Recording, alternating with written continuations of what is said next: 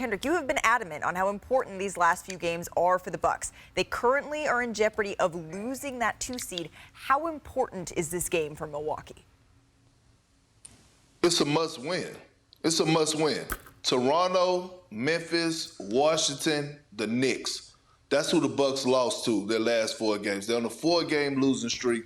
And right now, this team is struggling with their identity. I know we've been talking about this all season, but they have shown flashes, and now they're to this point.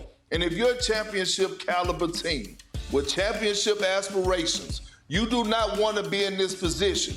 If your coach is calling you out for lack of professionalism or whatever it may be, Giannis has called this team out for not playing hard.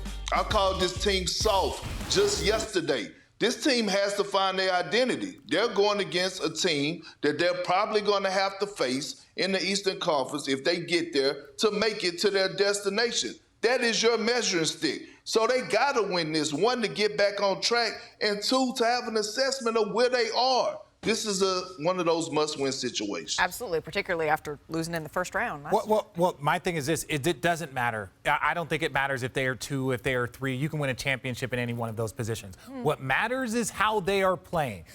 We've seen them be the number 1 seed and lose in the first round. So don't give me the 1, 2, 3 seed and how we playing. No, if you are not playing proper basketball going into the postseason, you are vulnerable to anyone. So, yeah, they could lose a game. They could win a game. They could be a 2. I'd rather be the 3 seed and playing good basketball than the 2 or 1 and stumbling into the postseason right now the way they would be. So for me, about the Bucks, is it a must-win game? You can't say it's a must-win game against a far better team. I would say, to me, it's more of they need to start playing better basketball, more important than winning particular games and finishing with a certain seed. Zach, you have a master's in Milwaukee. Do you agree with all of that? First of all, God bless the Eastern Conference. What a mess. Boston should secede from the Eastern Conference. They're so far ahead. Those standings are a complete mess. If I'm Milwaukee, though, look, Richard, you can poo-poo the seed and whatever. I at least want to be in the 2-3 side, so if I need to develop a rhythm, I can prolong the Boston matchup as long as possible by being on the opposite side of the bracket. But Perk said the magic word, identity. Look, we know the Bucks, they're just not going to be a very good defensive team. That's fine. If they're average or decent, that's good enough.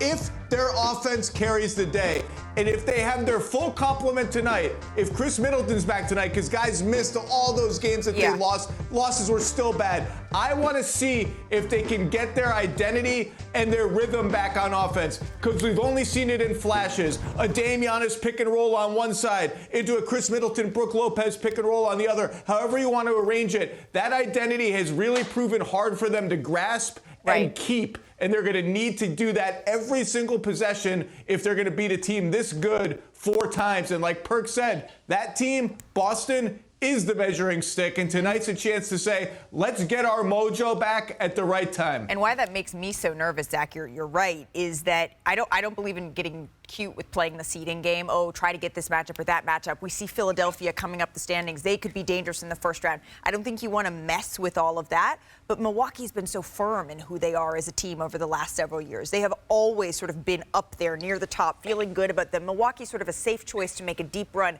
every single year on the backbone of their defense. And that really just hasn't been the case for them this year. The one thing I will say about the Celtics, so we've seen them kind of get tricky over the last couple of games of, okay, we're going to not play all of our starters. We're going to want to fresh legs, but rested. So give me a 65-win team that's just kind of figure out who they need to rest in the last 3-4 games. That's kind of what I'm expecting we're going to see. This